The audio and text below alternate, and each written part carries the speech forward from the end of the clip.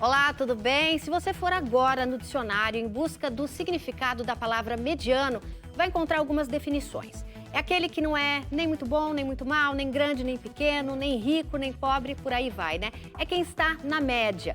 Uma ideia que deveria ser positiva, não acha? Mas algumas crianças, por exemplo, se não forem as melhores da escola, podem ser cobradas pelos pais. E se você for só mediano no trabalho, será que vai ser promovido, receber um aumento? Buscar ser o melhor pode ser exaustivo e nem sempre a gente vai conseguir alcançar a excelência em tudo.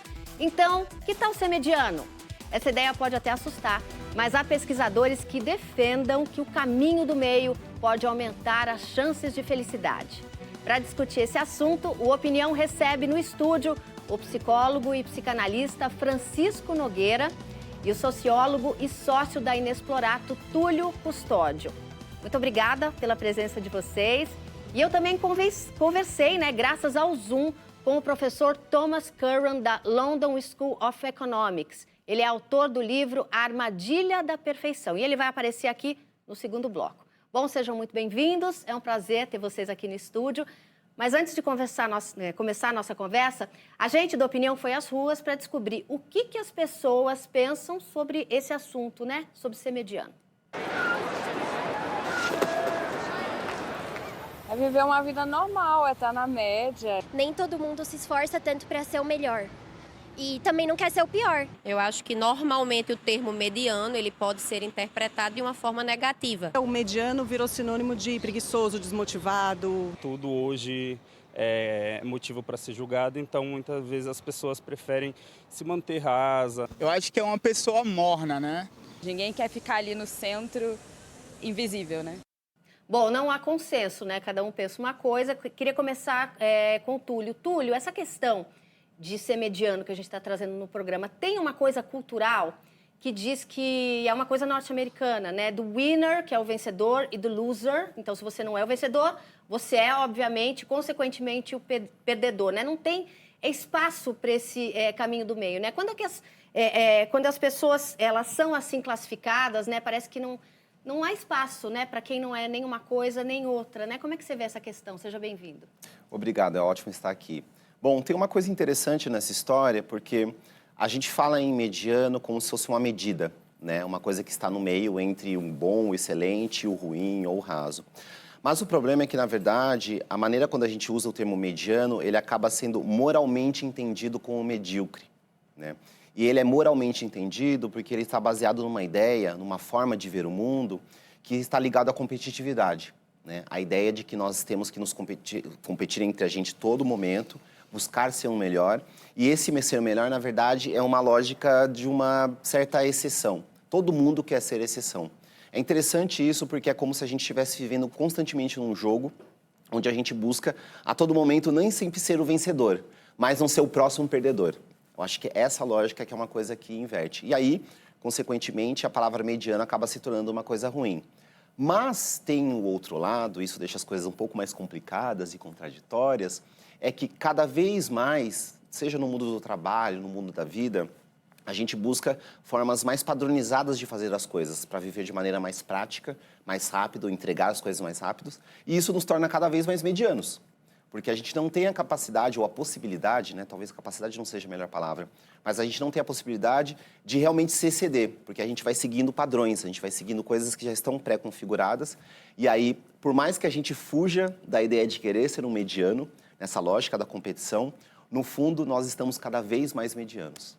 E aí deve criar um nó na cabeça das pessoas, Francisco? Queria te trazer, pegando esse gancho do Túlio, Porque se você fica buscando ser o melhor e, às vezes, por seguir padrões, como o Túlio disse, ou por você fazer muita coisa, às vezes muito mais coisas do que você não consegue ser excelente em nada. E aí você fica aí nesse dilema? A gente vive hoje uma questão muito séria, enfrenta hoje uma questão séria de saúde mental. Em grande medida devido às idealizações, às projeções que a gente vai colocando para a gente mesmo na vida e que muitas vezes são impossíveis da gente alcançar. Então essa ideia de ser mediano, e a gente vê aparece muito já na clínica, nos consultórios, uma geração que vem com outras aspirações, outras ambições, né? O desejo de sucesso não está ligado ao trabalho, né? Mas a uma possibilidade de aproveitar bem a vida, de viver com a família, de desfrutar com os amigos. Quer dizer, o trabalho não é mais o ponto central da vida, como era na geração, por exemplo, do meu avô, que trabalhou a vida inteira na mesma companhia. Isso mostrava para ele e para as pessoas que ele era uma pessoa confiável, um profissional respeitável, né? Hoje em dia, isso já é posto em xeque, né? O sucesso profissional, ele precisa ser acompanhado de uma vida com qualidade. Por que essa geração pensa assim? Ela viu ali o pai se matando de trabalhar, a mãe se matando de trabalhar e pensou, eu não quero isso para mim? Olha, é difícil a gente apontar uma causa única, né? A gente tem hoje um mundo muito diferente do que o meu avô viveu, né? A gente tem as tecnologias, a gente tem muita informação disponibilizada, as pessoas estão se organizando de formas muito diferentes, né? Não são mais as formas de organização da política tradicional, por exemplo. Hoje faz política em fóruns, nas redes, com organizações, muitas vezes, que surgem de maneira espontânea, né? Então, existe um outro estar no mundo. E essa nova forma, essa nova configuração subjetiva vai trazendo para a gente certos comportamentos que as gerações mais antigas, às vezes, estranham, às vezes não conseguem compreender, né? Como que, por exemplo, os jovens recusam empregos muito bons, né? Às vezes com ofertas salariais altíssimas, mas que, para ter esse emprego, eles precisariam abrir mão da sua vida pessoal, né? Então, eles estão recusando, eles estão querendo mais equilíbrio entre vida e trabalho.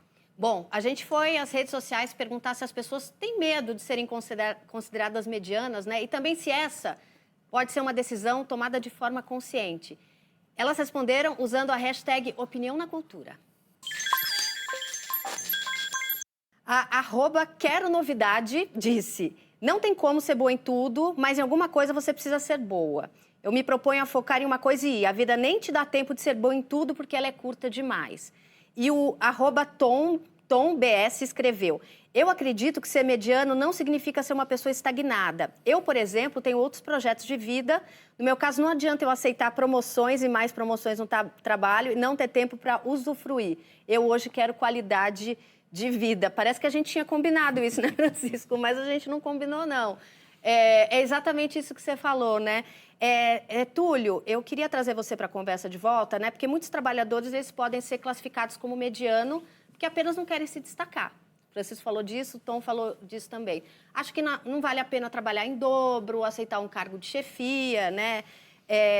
Agora, você acha que isso é uma análise, então, de custo-benefício que acaba sendo feita para essa pessoa e fala, não, eu não vou ser o melhor, não quero essa promoção porque eu quero, né, viver bem, né, em todas as esferas da minha vida? É uma conta? De certa forma é uma conta, mas, ao mesmo tempo, ela é uma conta que ela vai num sentido um pouco contrário do senso comum, porque parece que, na verdade, as pessoas estão, de fato, mais conseguindo dividir aquilo que é a vida do trabalho e a vida pessoal. Na verdade, é um pouco contrário. Elas entendem que há cada vez mais uma mistura e dentro dessa mistura as coisas precisam ter sentido, precisam ter propósito. Então, é a partir disso que elas começam a dividir. Essa divisão, na verdade, não é uma separação, mas é o entendimento de que, bom, se minha vida tem sentido, se minha vida tem propósito, ela precisa ter em todos os campos, em todas as esferas onde eu estou. Seja no trabalho, seja nas relações pessoais, seja com as amizades, seja nos hobbies. E aí ela começa a fazer um pouco essa conta, né? Agora, tem um elemento importante da questão do trabalho, né, que tem a ver com aquilo que eu mencionei, sobre as coisas estarem cada vez mais padronizadas, é que o trabalho ele começa a se esvaziar um pouco de sentido da vida das pessoas. Elas não entendem mais o trabalho, como o próprio Francisco trouxe, como um lugar onde elas vão chegar lá no topo, onde elas vão conseguir conquistar coisas. Isso tem muito a ver com a mudança das relações de trabalho, né? A ideia de que você não tem mais emprego e sim trabalho, ou seja, não há necessariamente mais carreira, você vai pulando de empregos ou vai exercendo outras atividades durante a sua vida. Então, tudo isso também vai entrando na conta do cálculo, né? Se eu estou atuando em determinada área e essa área tem ali um teto, uma possibilidade, é ali que eu vou ficar. Porque quem sabe amanhã eu esteja numa outra posição, num outro lugar, numa outra perspectiva, enfim. Bom, Francisco, agora eu quero falar como mãe. A gente que é mãe, quem é pai, sabe que a gente acha os nossos filhos espetaculares. A gente acha que eles são mais espertos, mais inteligentes, começaram a andar antes. E aí, isso pode ser uma pressão muito grande, porque se a gente for olhar, os nossos filhos são medianos, né? Eles têm ali qualidades, facilidades, como todos nós, e também têm dificuldades, né? Como é que a gente faz para não jogar essa pressão na educação, nesse convívio que a gente tem, deles serem espetaculares? Porque é um sarrafo muito alto, né? Que, como o Túlio disse, nem todo mundo é espetacular. Quem é espetacular é a exceção, né? Como é que a gente faz isso com os nossos filhos para não estragar todo o rolê? Então, isso a gente projeta nossos ideais, nossas expectativas, a gente quer o melhor para o nosso filho e, às vezes, na melhor das intenções, a gente acaba pesando um pouco a mão, né? Também não dá para permitir tudo e deixar conforme a coisa vai. Quer dizer, a criação de um ser humano é algo muito único, muito delicado, né? E a gente precisa tomar esse cuidado, né?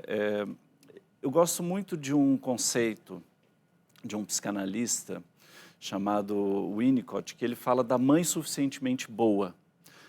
É uma mãe que é capaz de acolher o seu filho, é uma mãe que é capaz de dar contorno, mas não é uma mãe perfeita, né? Não é a mãe que vai querer criar um príncipe, ela vai criar um ser humano pronto para a vida, com todos os desafios, todos os benefícios, tudo que tem de bom, tudo que tem de ruim, e é isso que vai preparar essa pessoa para a vida, né? Eu acho que muitas vezes a gente acaba perdendo um pouco a mão, a gente acaba protegendo demais os nossos filhos e isso vai ter um impacto, porque o mundo está aí e ele não vai ser tão protetor quanto a gente é dentro de casa. Não vai achar espetacular, lindo e maravilhoso todas as vezes. Não vai, né? E eu trabalho com algumas empresas e tenho acompanhado o drama dos RHs, né? Porque quando chegam esses jovens para o primeiro emprego, muitas vezes eles vêm para a entrevista trazendo os pais, né? Ou então, outro dia eu colhi relato de professores de universidades que contavam que quando o filho chegava com alguma reprovação ou algum problema na universidade, os pais iam até a universidade tomar satisfação com o professor. Quer dizer, parece que tem aí também, né, algum desenvolvimento cultural, né, da nossa época que traz essas dificuldades para a preparação do ser humano para a vida, né? E essas pessoas estão chegando no mercado de trabalho esperando uma coisa que elas não encontram. A gente soma-se a isso todo o processo de precarização da vida e do trabalho, a piora das condições de negociação com as empresas, a perda de direitos, e tudo isso vai colocando uma pressão muito grande que vai fazer com que essa geração também não tope qualquer coisa. Uhum. Então, a gente acompanha pessoas que se tornam líderes depois de algum tempo numa empresa, e esses líderes eles chegam sem preparo para ser líder. Ele é um ótimo técnico, e porque ele é um ótimo técnico, ele se torna o líder de uma equipe. Mas os requisitos, as necessidades para liderar uma equipe não são as necessidades do técnico. Então, já tem gente que percebe isso e não topa, porque o custo-benefício não fecha a conta. Uhum. Túlio, uma pergunta para um sociólogo, eu quero te ouvir, que é uma dúvida que eu tenho. Escolher ser mediano me parece um privilégio, porque mulheres, por exemplo, a gente não pode se dar o luxo, muitas vezes, de ser só mediana. Porque, às vezes, a gente já ganha menos que os homens, né? Isso é só você ver todas as pesquisas. Se a gente ainda for mediana, né, a gente fica numa situação ainda mais desfavorável, né? E eu penso isso para pessoas negras, para as pessoas periféricas. Então, tem um recorte de gênero, de raça e de local, quando a gente pensa. Pode ser um privilégio ser mediano, escolher ser mediano? Sem dúvida. O ponto que acho que é um elemento interessante é que, assim, cada vez mais a gente vive num universo onde a gente, é uma expressão meio estranha, mas a gente universaliza a exceção. Que basicamente é pegar a exceção, que deveria ser exceção, e acreditar que ela é possível para todo mundo. Só que essa ideia, essa crença, na verdade, ela se torna uma armadilha, porque ela se torna uma exigência para as pessoas que carregam esses marcadores de gênero, de raça, geralmente marcadores minorizados. Então, até o título do livro, né, a armadilha da perfeição, ela se torna um imperativo para essas pessoas. Então, a mulher tem que fazer mais para ser vista como igual. Uma pessoa negra tem que fazer muito mais para ser vista como igual. Uma pessoa de origem periférica tem que fazer muito, muito, muito mais para ser vista como igual. Então, essa pressão ela é externa, porque qualquer erro, qualquer desvio, né, pode ser um motivo para que essa pessoa seja eliminada. E, ao mesmo tempo, essa pressão também é interna, é introjetada, porque essa pessoa acredita que ela sempre tem que fazer mais. Tem um número, por exemplo, que eu adoro assim, né? Sociólogos, a gente costuma falar que a gente gosta de coisas... Adoro para sustentar um argumento, Exato, né? Não coisas pela qualidade muito do tristes. Que diz, por exemplo, sobre processos de promoção em empresas, né? Geralmente, um homem, quando ele tem, em média, 60% do conhecimento necessário para sentar numa cadeira acima, ele já vai prestar, ele já vai tentar aplicar para ser promovido. As mulheres é em torno de 100% a 120%. Ou seja, ela já está muito preparada, mas ela também, de alguma forma, introjetou que talvez não seja o lugar para ela estar. Então, ela vai estar ali, né, acima do topo para conseguir achar que pode sentar naquela cadeira. Ai, meu Deus, isso é muito difícil. Bom, a gente vai para um rápido intervalo, voltamos daqui a pouco com muito mais conversa. Não sai daí.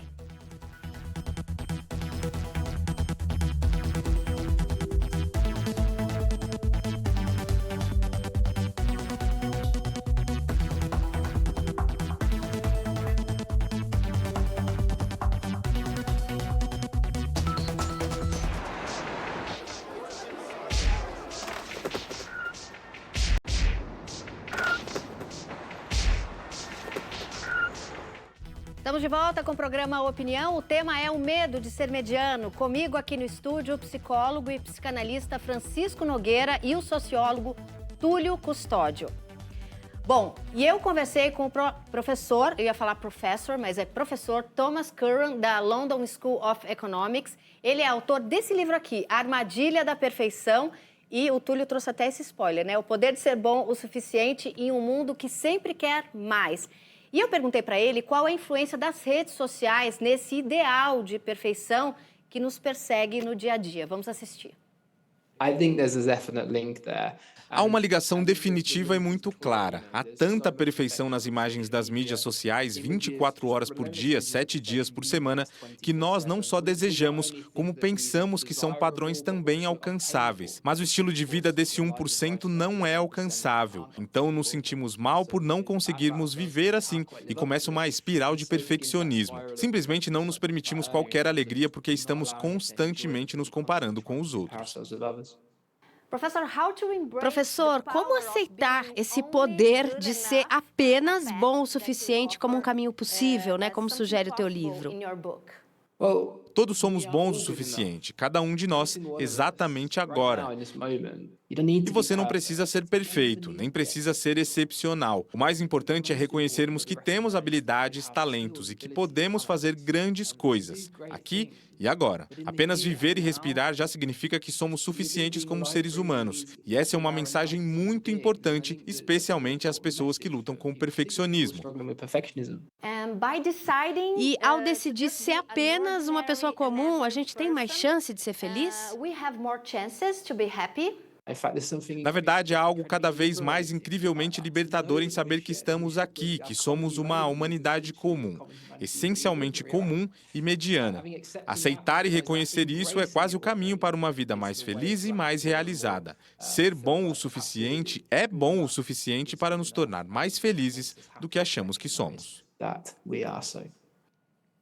Foi uma conversa muito legal, ele trouxe dados, números, viu, Túlio? Ele falou que na pesquisa dele, que ele faz para esse livro, que a chegada das redes sociais, né, dos smartphones, isso aumenta essa ansiedade e essa busca, né, das pessoas por perfeição, de forma que não dá para negar que isso tem impacto, né? Queria ouvir vocês dois, começando por você, Francisco.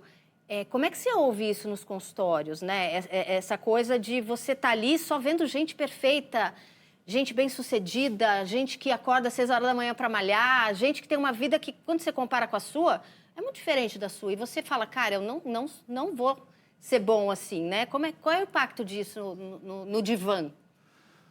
Olha, é muito sério.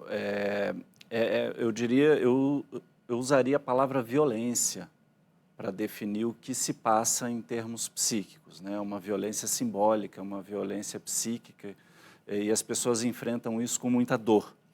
Um número que expressa isso claramente, se a gente pega o índice de suicídios no mundo do ano 2000 para cá, esse é um índice que vem caindo. Mas quando a gente pega esse índice entre os nativos digitais, entre as gerações mais jovens, a gente vê que o número de suicídios vem aumentando, né? Então, isso fala para a gente da gravidade dessa situação. Isso a gente esquece, né, muitas vezes, que as redes sociais funcionam como uma vitrine, que a gente só coloca ali o que a gente quer mostrar. Mas, em termos psíquicos, né, quando a gente fala do sofrimento individual, é muito difícil fazer isso que o professor colocou, né, da gente se lembrar das nossas qualidades, se lembrar que a gente basta porque a gente está vivo, porque a gente está aqui se relacionando com as pessoas. As pessoas perdem isso de vista e fica muito difícil resgatar os próprios recursos, o lado bom de ser quem você é, quer dizer, você poder aproveitar as coisas boas que você tem. Isso vai se perdendo, esse contato vai se perdendo. Não que as coisas boas se perdem, mas as pessoas não conseguem mais se conectar com o que elas têm de bom. Fica só uma parte incapaz, que nunca alcança o padrão, que nunca chega onde deveria supostamente chegar. Quer dizer, a gente começa a viver de idealizações. Eu costumo sempre dizer assim, idealizou, se frustrou, né? O primeiro passo para a frustração é a idealização. Mas esse mundo vende para a gente uma ideia de que a gente pode ter uma vida perfeita, ideal, estar entre as melhores companhias, nos melhores lugares o tempo todo. E a gente, isso acaba fazendo uma ferida psíquica interna muito difícil de curar e que precisa muitas vezes de anos de terapia para que a pessoa se recupere. Túlio, as redes mudaram o jeito que as pessoas vivem, né? Vocês estudam isso na sociologia, tenho mais absoluta certeza, né? Como é que você vê o impacto disso, né, nessas gerações mais jovens, mas também em todas as gerações, porque a gente também está nas redes sociais, né? Não, com certeza. As redes sociais, na verdade, elas aprofundam um processo que, além da questão da competitividade, a gente vive, que é o hiperindividualismo, né? E essa, talvez, né, na minha perspectiva, seja uma das maiores armadilhas para a ideia de perfeição. É acreditar que nós, sozinhos, sujeitos individuais, conseguimos chegar à perfeição, né? Nós somos seres sociais. Inclusive, tem um ditado popular que eu adoro, que é: sozinho a gente vai mais rápido, junto a gente vai mais longe. O ponto é, só existe uma possibilidade, e é uma possibilidade de excelência, quando a gente pensa no trabalho conjunto, na coletividade. Só que as redes sociais, os discursos que a gente escuta, estão nas redes, etc. e tal, sempre levam à medida de, não, você faz sozinho, você consegue fazer o seu. E isso aprofunda mais, né, essa sensação de uma certa depressão subjetiva, dessa ideia de que eu não sou capaz, de que eu não vou conseguir fazer, e, de fato, né, o negócio vai mais para o buraco. Vocês acham que escolher esse caminho do meio, né, escolher ser mediano, tentar trazer isso para o consciente, pode ser um caminho para a felicidade, Francisco? Olha, a gente pode se permitir, a gente pode experimentar, né? De outra forma, a experiência se torna muito melancolizante, né? A gente sofre de algo que a gente perdeu e a gente perdeu de vista o que a gente perdeu, né? Então, a gente fica sem um objeto como referência para poder saber que a gente está vivo, que a gente está na relação, né? Como o Túlio disse, a gente precisa do olhar do outro para validar a nossa existência. E essa ideia de que sozinho a gente dá conta é uma grande armadilha, né? Uma armadilha que leva a gente para a melancolia, leva a gente para a depressão e que traz um grande sofrimento. Túlio, o que você acha? Se a gente tentar ser consciente, falar, poxa, eu não consigo ser o melhor em tudo, né? Tem uma música do Los Hermanos que é muito legal, que chama O Vencedor, que fala, faço tudo devagar para não faltar amor.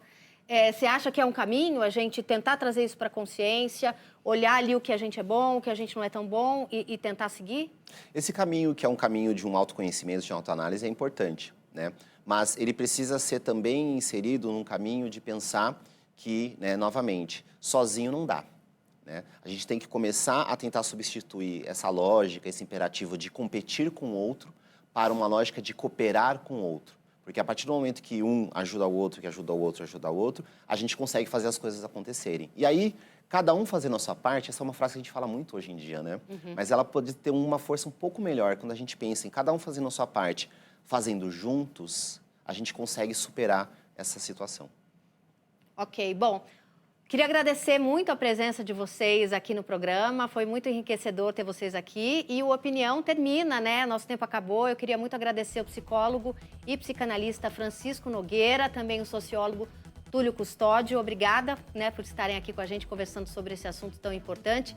E obrigada também quem participou da conversa pelas redes sociais, pelas ruas, para quem assistiu a esse programa. Se você quiser rever essa conversa, pode ir para o YouTube ou baixar o aplicativo Cultura Play. Assista aos programas da TV Cultura quando e onde você quiser e, o mais importante, de graça. Até a semana que vem. Muito obrigada. Tchau.